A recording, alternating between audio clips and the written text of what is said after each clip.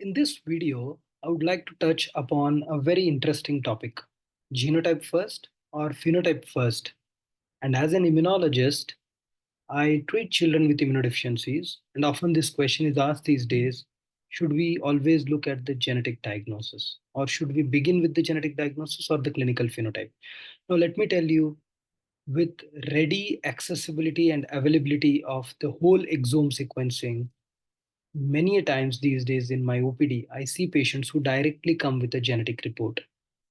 What are the challenges of doing the genetic testing without understanding the complete phenotype? Let's understand. So, I always believe that the clinical phenotype has to be analyzed before we look into genotype. Although, in today's world, for the final diagnosis, we often need both because it helps genetic counseling as well as to offer precision therapy. Now, a phenotype is something which is a clinical expression of a disease which is not only modified by the genes but by the environment. Now, we are talking about the inborn errors of immunity, the new name for primary immune deficiencies, where the classical approach is that we have these diseases which are monogenic diseases, where there is a single gene defect that results in a phenotype. However, the truth is that a given phenotype can be caused by genetic defects in different genes. On the other hand, you can have one gene that can cause mutations, can cause different phenotypes in different individuals. For example, severe combined immunodeficiencies is the clinical expression of the disease, but it can be caused by defects in RAG1, RAG2, ADA, IL2RG, and many other genes. On the other hand, RAG1 deficiency may present as SCID, but it may also present as combined immune deficiency in some other patient, with autoimmunity and with granulomas in another patient, and it can present with Oman syndrome. So now you can see that it's not as simple as that we have one genetic defect which results in a particular phenotype, right?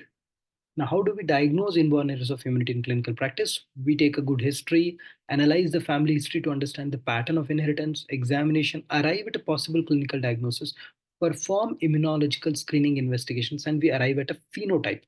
And that's what offers us the clinical diagnosis and the differential diagnosis. And then we proceed for genotype, and I believe this is the right approach.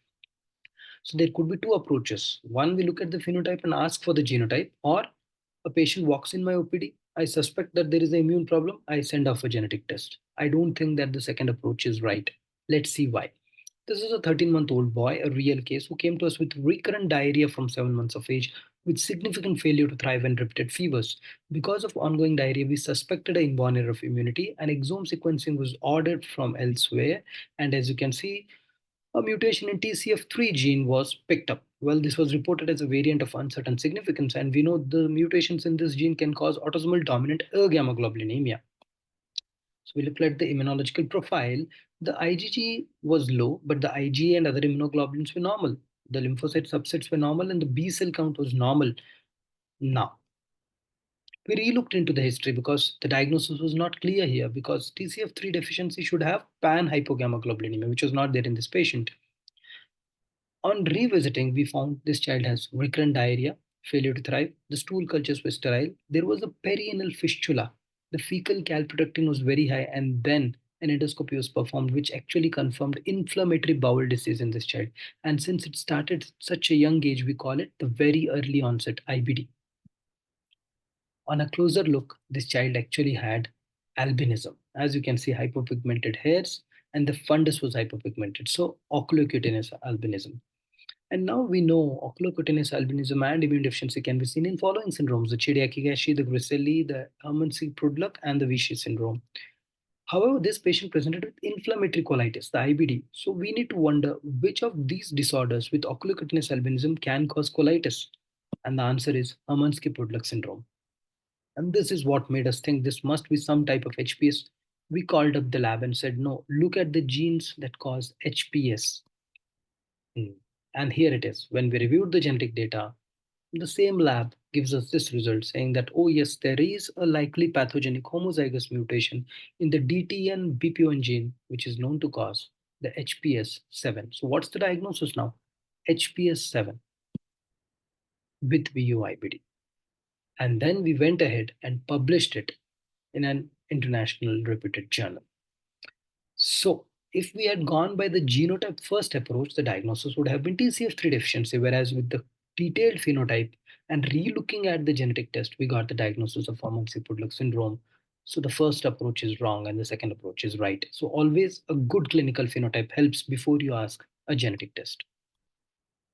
So phenotype first for the diagnosis. Now let's look into the second case. The other day, a child walked in my OPD with this genetic report where there was a mutation in the CECR1 gene, which is now known to cause the deficiency of ADA2. And the father asked me, what is the treatment for this condition? I said, what does your child have? Because the father thought that this genetic report itself is good enough for me to define the treatment. But that's not the truth. Why? Let's see. Can I treat this child just by looking at the genetic report? The answer is no. Why?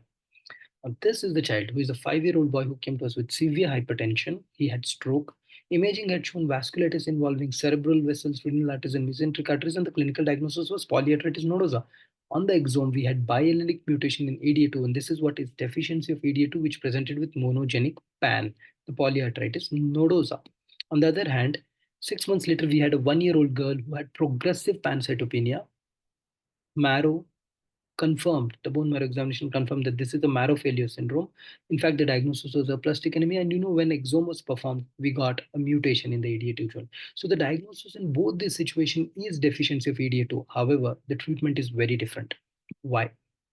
This is because deficiency of ADA2, when it presents with vasculitis phenotype, the treatment of choice is TNF inhibitors, biologicals. On the other hand, when they present with bone marrow failure, where there is nearly no ADA2 activity, there is no role of TNF inhibitors, these patients have to undergo bone marrow transplant. So now you understand that just by looking at the genetic report, you cannot define the therapy. It depends on the phenotype as well. So phenotype is very essential when it comes to therapy. Now, this is a 19-year-old boy who came to us from the age of 11 with recurrent fevers, recurrent chest infections. We thought this is an immune deficiency. Look at the immunoglobulin profile. There was pan-hypogammaglobulinemia. And let me tell you, this child had undergone exome sequencing thrice, 3 times. And every time they performed a genetic test, the report came back negative. This child was not offered intravenous immunoglobulin therapy. Why? Because the genetic test was negative. And that is not the right thing to do. Why? Because this is common variable immune deficiency, CVID, and in patients with CVID, genetic tests will be negative in almost 80 to 90% situations. That means genotype is not always essential to initiate therapy. Genotype first approach may fail to diagnose CVID in majority of the situation because this diagnosis is established based on a serum immunoglobulin profile.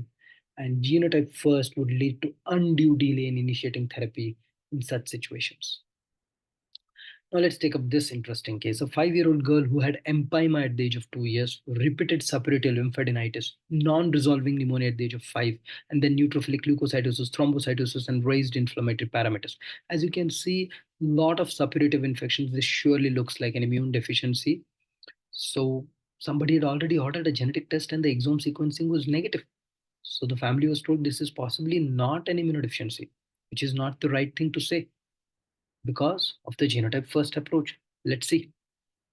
Recurrent suppurative infections, raised inflammatory parameters actually made us think of a phagocytic defect. And the most common diagnosis in this setting is chronic granulomatous disease. So what did we do? We did an NBT and the DHR, the dihydrorhodamine test. And this kind of confirmed the diagnosis of chronic granulomatous disease. Now, why was it missed on the exome sequencing? I'll tell you. But then what did we do? We also did another flu-based studies called P47 Fox assay, which was abnormal, confirming that this chronic granulomatous disease was actually caused by a mutation in the NCF1 gene. Now, NCF1 deficiency CGD is one of the most common subtype of CGD that you see in Indian cohort because of the consanguinity. Now, NCF1 has got a large pseudogene and the exome sequencing is not suitable for diagnosis. It is often missed when clinicians think of genotype first or ask for a genetic test without performing good immunological screening investigations. That's why if we had performed a DHR, we could pick up this diagnosis and then confirm the NCF1 deficiency by specialized genetic testing, not the whole exome sequencing. So I would like to repeat that please look into the clinical phenotype first before ordering a genetic test, which is these days very readily available. So When you say genotype first, when you want to ask for a genetic test, how will you ask? What genetic test shall you order? Should you go for a Sanger sequencing of a gene or a whole exome sequencing? Or now some labs offer you whole genome sequencing, microarray, MLPA. So you can see it's not a single option. And that is why the answer to this question lies in the phenotype. If I am looking at a microdeletion syndrome, something like DiGeorge syndrome, then I would possibly go for a microarray, or I would go for the targeted testing. In the same way, chromosomal deletion syndromes are better picked up by microarray and MLPA and not by the exome sequencing. And so, knowing the clinical diagnosis, then choosing the right genetic test is the way to go forward. Now, if I order the genotype or if I order the genetic test, the most commonly ordered these days is the exome sequencing. What is the yield? Let's see. The next generation sequencing in the field of primary immune deficiencies in a paper published as late as 2021 says that the diagnostic yield for PIDs by NGS is 38%, only 38%. That means if I rely only on the exome sequencing, more than 50% patients will go undiagnosed. Now, what did I do? I'm a clinician, so I asked a geneticist what is his or her approach. And you know what they say? When they do exome analysis, genetic analysis of the exome, they pick up more than 35,000 variants. And then they follow a tedious process to come down to a single variant which can explain the clinical disease in a given patient.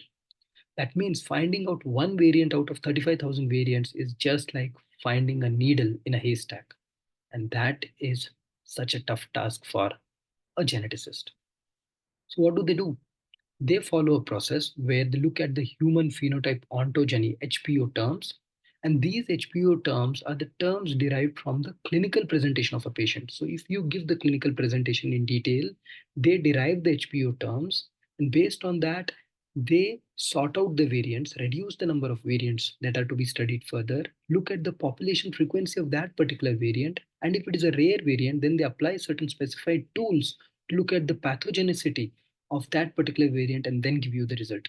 So you can clearly see that when they are analyzing, they are looking at the HPO terms, whether they can go for gene panels where a set of genes are studied, or they look at the phenotype. But then HPO terms are also dependent on the phenotype. So until you provide phenotype, they cannot narrow down these variants, and that's the challenge.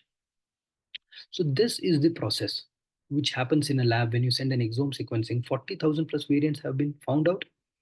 Now there are recurrent infections in a given patient, for example, then they apply a particular HPO turn, narrow down the variants to 12, and then come down to a few variants which can explain the clinical disease. Even if you go by searching the genes using a gene panel, you can choose a gene panel only if you know what is the clinical phenotype. So if I say SCID, then they may limit themselves to the SCID gene panel and then narrow down to some variants. So the message is very clear, friends. Should we look at the genotype? Yes, we should look at the genotype. We should ask for genetic test, but then should we look at the genotype first without looking the patient, without having a detailed clinical history, family history, without coming to a differential diagnosis? No, we should not do that. If we just ask the genetic test randomly, thinking that this is an immunology problem or this is a neurology problem, it's not going to solve a problem. We are often going to miss the diagnosis if genetic tests are asked randomly. The data analysis back in the lab is not guided by the phenotype. You will get a lot of variants of uncertain significance. You are lost in the sea of these VUS, and sometimes you altogether miss the boat. Like in the first case, as I said, you said it's a TCF3 deficiency, but the final diagnosis was something very different. It was HPS. So you can altogether miss the boat. So always look at the phenotype first. Do a good clinical phenotype and then come to some differentials. And then when you ask your lab to run the genetic test, they are well informed to give you a positive result. Thank you.